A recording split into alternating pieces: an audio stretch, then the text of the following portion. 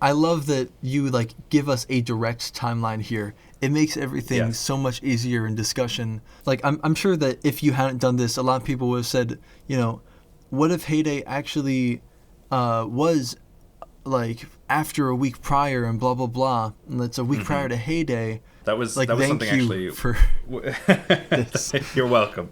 That was something Gibby, because we were, when he was reading the week prior a good while ago now, he was like texting me in between, like when he'd read chapters and stuff like that, and I think there was I caused a bit of confusion because I started talking about the reboot at the same time as we were talking about the book, and I think I Yeah. muddied the waters a little bit into making him think that Heyday, or that the MCI, basically what I was saying was, oh, in the reboot I'm making the MCI happen at the FNAF 2 location, but I think because we were talking about the book at the same time, he got it mixed up to think that the week prior that the MCI didn't happen until the 90s. So then there was points that he had to edit around when he was reading the book where he was like, this doesn't make sense, this is before the MCI. But like, that was purely my fault in miscommunicating it. So, and he did a good job of editing around that's that, so you don't interesting. notice it in when he was reading. Yeah. But little behind the scenes on Gibby's video there. While we have it brought up, let's talk about a week prior a little bit, because like you, I love like your prose that you Oh, thank write. you. It is like especially like from the mind of William Afton, like having this like this sophisticated, oh flowery prose, oh you know Yes. like it feels very I in character for him. Yeah, I found, because I actually, I think the second person, meaning like you do this, you do that, you do the other, is one of the most interesting tenses, or is the most interesting tense in fiction. Because first person, Yeah. it's I did this, I did that, so you're getting a very internal version of the story. Third person, you're obviously getting like an omniscient narrator is telling you what happened, so it's more objective. And obviously there's different ways you can write those, as being more or less subjective.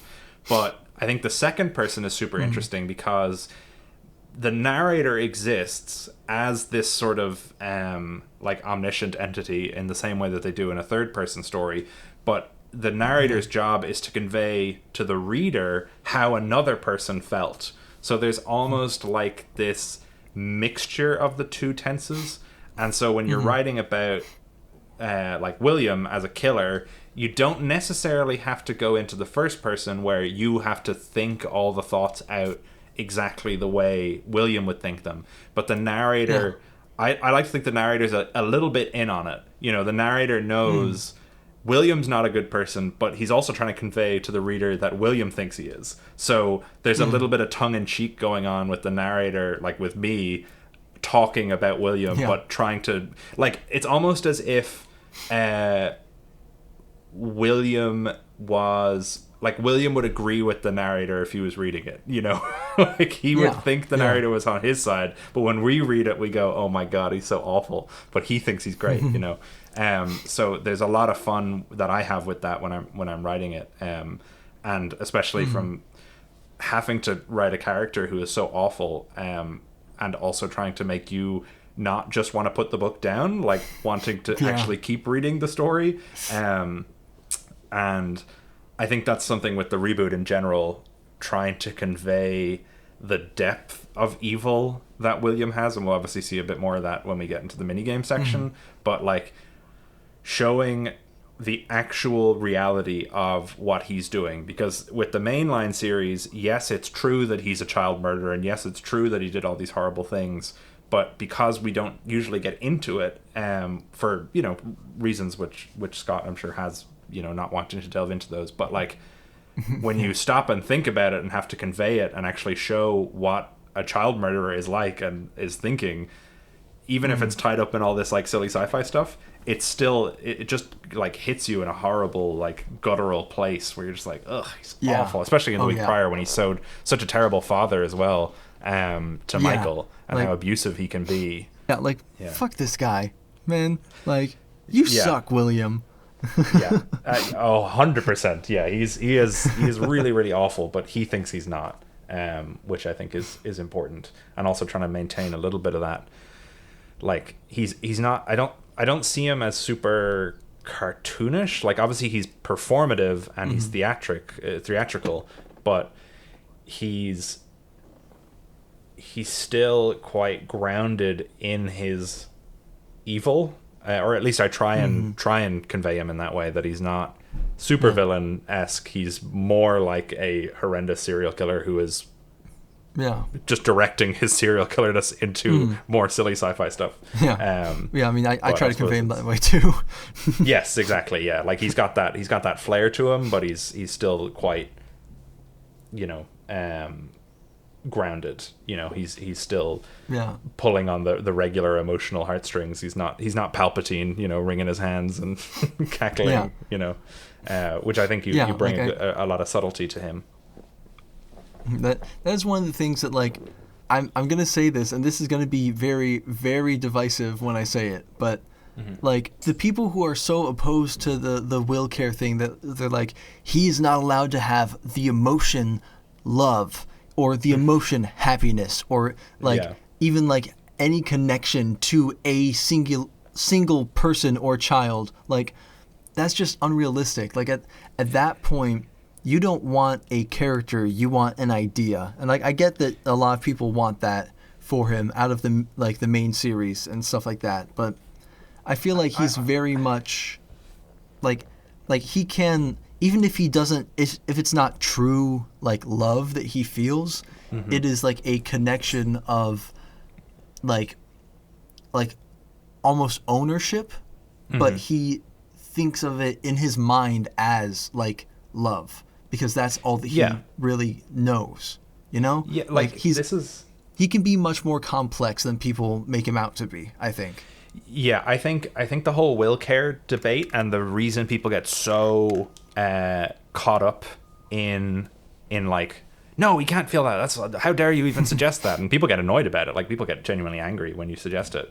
Is because people conflate William caring about people, or thinking he cares about people, with making him a sympathetic character, or an empathetic character. Where I look at it, I'm like, just because William cares or is doing something out of love, or his twisted version of love, doesn't mean I'm agreeing with him as an author or as a viewer who's interpreting them that way. Exactly. Like, I'm not saying, oh, well, William did it because he loves his kids, so that makes it okay that he killed all these other kids. It's like, no, he can think that he's doing it out of love, or he can be genuinely inspired by love, but it's doesn't just, like, so it's another thing of, like, abusers in real life are not good people, obviously, it doesn't need to be said, but like, abusive people also, not, like, some of them are obviously, but most abusers aren't like complete psychopaths that have absolutely no feeling.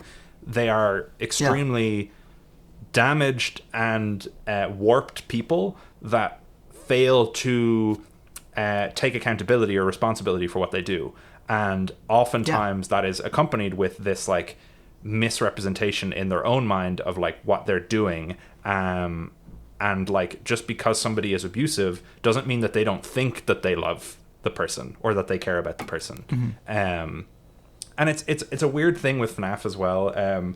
Gibby has talked about this a lot, where I think particularly FNAF fans, or the FNAF community, are, it seems anyway, that a lot of FNAF fans are fans of FNAF, and like, that's the thing that they really like, and that's the only thing they kind of engage with.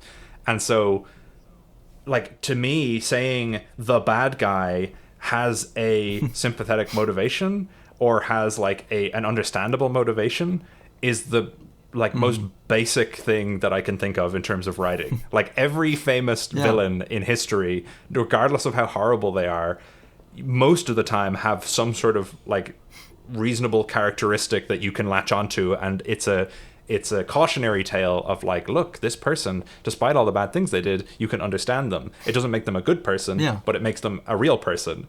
And so when FNAF fans get so up in arms about it, it's so strange to me. Yeah, they want him to be like, keeping the Star Wars reference, I guess, in honor of Gibby. Yes.